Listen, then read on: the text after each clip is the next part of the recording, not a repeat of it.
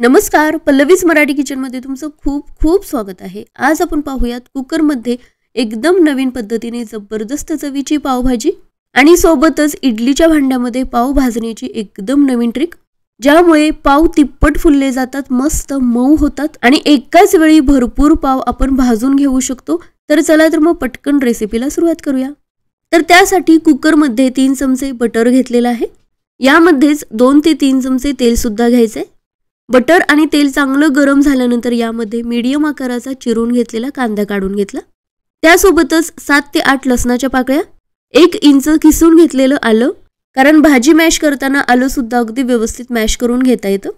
आल्याचे मोठे मोठे तुकडे जरी भाजीमध्ये आले तर भाजी चवीला एवढी चांगली लागत नाही, त्यामुळे हे किसूनच घ्यायचे।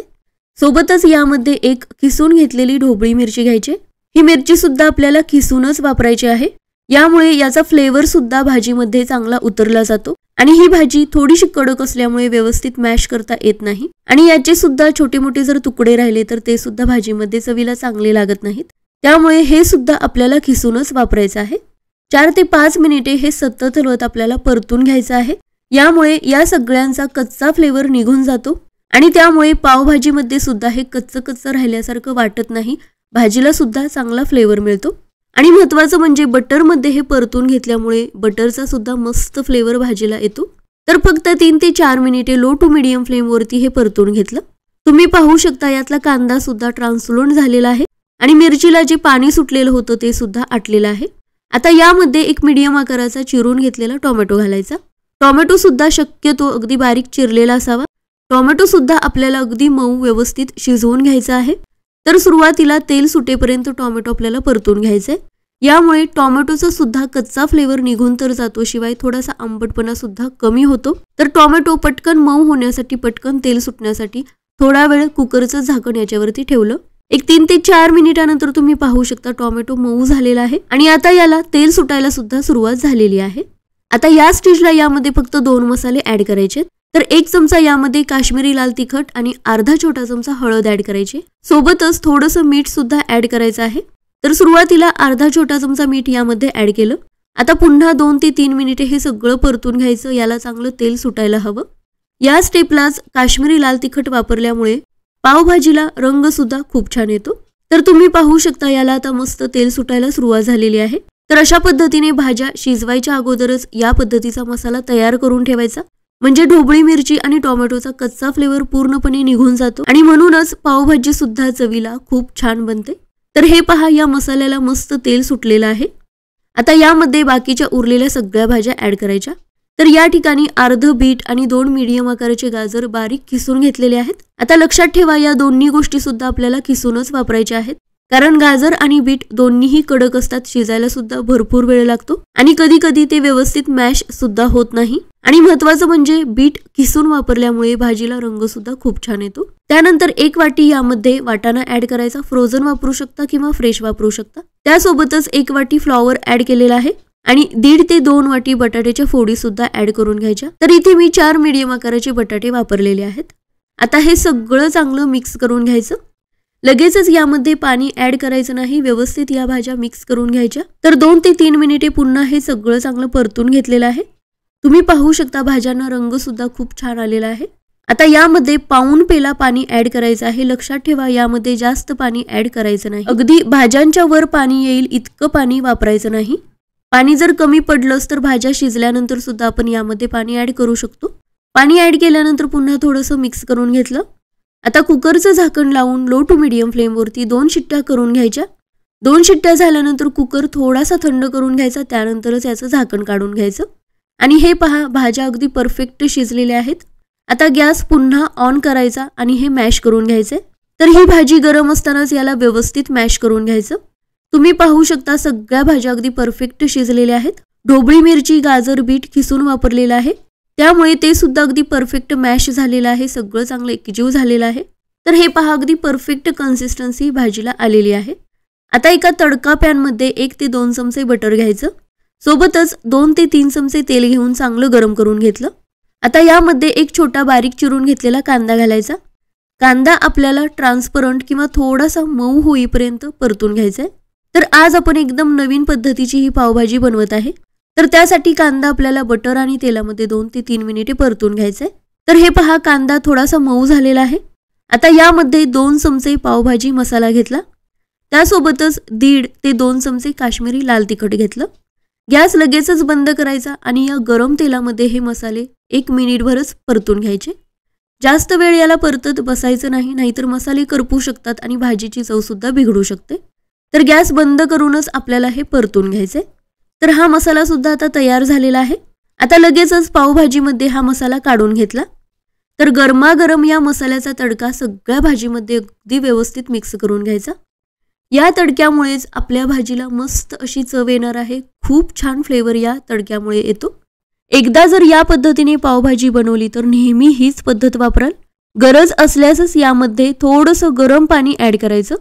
पुन्हा हे सगळं मिक्स करून घेतलं तर तुम्ही पाहू शकता सगळ्या भाज्या परफेक्ट शिजलेल्या आहेत। चवीपुरतं मीठ घालायचं, मिक्स करून घ्यायचं आणि एकच उकळी काढून घ्यायची।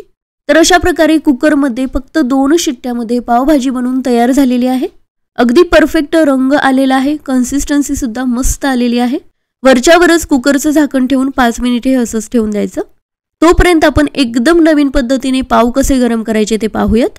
तर पावभाजीसाठी जी आपण पावाची लादी आणतो ती कितीही फ्रेश असली तरी थोड्या वेळाने लगेचच नरम पडते, किंवा दुसऱ्या दिवशी पावभाजी बनवण्यासाठी जर आदल्याच दिवशी किंवा आदल्या रात्री जर आपण ही लादी आणून ठेवली तर ती दुसऱ्या दिवसापर्यंत खूपच मऊ पडलेली असते।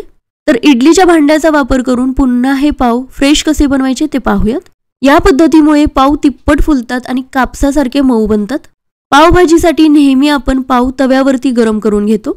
तव्यामध्ये हे पाव भाजून घेण्यासाठी खूप वेळ लागू शकतो। जास्त प्रमाणात जर पाव भाजून घ्यायचे असतील तर तव्यामध्ये ते खूपच अवघड पडतं। तर इडलीच्या भांड्यामध्ये एकाच वेळी आपण 4 लाद्या कशा भाजून घ्यायच्या ते पाहूयात। तर हे पहा, इथे मी 3 पावाची लादी घेतलेली आहे। याचा थिकनेस सुद्धा तुम्ही पाहू शकता, अगदी बारीक आहे आणि पाव सुद्धा नरम पडलेले आहेत। आता हे पाव तव्यावरती जर भाजायला गेलो तर ते अजून कडक होतात। तर सुरुवातीला सगळ्या लादीला आपल्याला बटर लावून घ्यायचंय। तर लादींना बटर लावायच्या अगोदर थोडंसं मेल्ट करून घ्यायचं, म्हणजे ब्रशच्या साह्याने किंवा चमच्याच्या साह्याने सगळीकडे व्यवस्थित ते लागलं जातं आणि त्यामुळे पाव सुद्धा चवीला खूप छान लागतो। तर अशा पद्धतीने सगळीकडून ब्रशच्या साह्याने व्यवस्थित बटर लावून घेतलं। 3 ते 4 लाद्या अशा पद्धतीने तयार करून ठेवायच्या। इडलीच्या भांड्यामध्ये पेलाभर पाणी गरम करून घेतलेलं आहे। यामध्ये जास्त पाणी घालायची सुद्धा गरज लागत नाही। त्यानंतर सगळ्यात छोटी जी इडलीची प्लेट असते ती यावरती ठेवली। आता लगेचच या प्लेटवरती लादी ठेवून द्यायची। तर एका लादीचे 2 भाग करून घेतलेले आहेत, म्हणजे ते व्यवस्थित एकावर एक आपल्याला ठेवता येतात।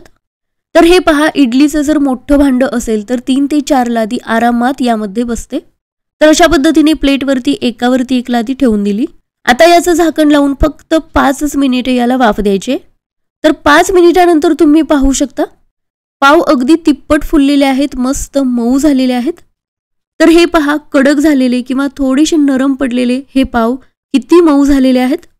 फक्त 5 मिनिटात 3 ते 4 लादी पाव अगदी फ्रेश बनलेले आहेत। हे पहा, किती नाजूक आणि अगदी कापसासारखे मऊ हे पाव बनलेले आहेत। ज्यावेळी आपण पावभाजी खायला घेतो त्यावेळी फक्त 5 मिनिटे अगोदर हे पाव आपल्याला भाजून घेता येतात। घरामध्ये जर पार्टी असेल तर एकाच वेळी भरपूर पाव आपल्याला गरम करता येतात। तव्यामध्ये एक एक पाव भाजत बसायची सुद्धा काही गरज लागत नाही। तर अशा पद्धतीने गरमागरम हे पाव लगेचच सर्व करू शकतो। तर हे पहा, पाव अगदी तिप्पट फुललेले आहेत। खालच्या लादीचा थिकनेस तुम्ही पाहू शकता। ही लादी मी भाजून घेतलेली नाही, अगदी नरम पडलेली आहे, अजिबात मऊ अशी राहिलेली नाही। आणि त्यानंतर इडलीच्या भांड्यामध्ये ही भाजून घेतलेली किंवा गरम करून घेतलेली ही लादी तुम्ही पहा, अगदी कापसासारखी मऊसूत झालेली आहे। त्यामुळे लहान मुले सुद्धा हे पाव खूप आवडीने खातात। अगदी फ्रेश पाव तयार झाल्यानंतर जशी जाळी सुटते तशीच याला आता दिसत आहे। तर फक्त 5 मिनिटात मस्त फ्रेश असे हे लादी पाव बनलेले आहेत। याची जाळी सुद्धा चांगली तयार झालेली आहे आणि त्यामुळेच पाव सुद्धा तिप्पट फुललेले आहेत। या पावांना बटर सुद्धा लावून घेतलेलं आहे आणि वाफ दिल्यामुळे हे बटर सुद्धा व्यवस्थित मेल्ट झालेलं आहे आणि त्या पावामध्ये थोडंसं मिक्स झालेलं आहे। त्यामुळे पावाचा फ्लेवर सुद्धा खूप छान बनतो। तर हे पहा, लादीला थोडंसं प्रेस केल्यानंतर किंवा दाबल्यानंतर सुद्धा ती तशीच चपटी राहत नाही, लगेचच फुलून वर येत आहे, मस्त फ्लफी झालेली आहे। त्यामुळे गरमागरम भाजी सोबत हे पाव चवीला सुद्धा खूप छान लागतात। तर पाव भाजण्याची किंवा गरम करण्याची ही ट्रिक तुम्हाला कशी वाटली ते नक्की कमेंट करून सांगा। अगदी घरी 4 ते 5 जणांसाठी जरी पावभाजी बनवत असाल किंवा बर्थडे पार्टीसाठी जरी बनवत असाल तरीही अशा पद्धतीची ही पावभाजी आणि पाव भाजण्याची किंवा गरम करण्याची ही पद्धत नक्की करून पहा। पावभाजी सुद्धा चवीला जबरदस्त बनते आणि शिवाय पाव गरम करायला सुद्धा अजिबात वेळ लागत नाही। कितीही पावाच्या लाद्या असू देत अगदी झटपट गरम करून घेता येतात। तर ही पावभाजीची एकदम नवीन रेसिपी आणि ही पाव भाजण्याची नवीन पद्धत आवडली असेल तर लाईक करा, शेअर करा। अशाच नवीन नवीन रेसिपीज आणि नवीन ट्रिक्स पाहण्यासाठी चॅनेलला नक्की सबस्क्राइब करा। पुन्हा अशाच एका नवीन रेसिपीमध्ये भेटू, तोपर्यंत नमस्कार।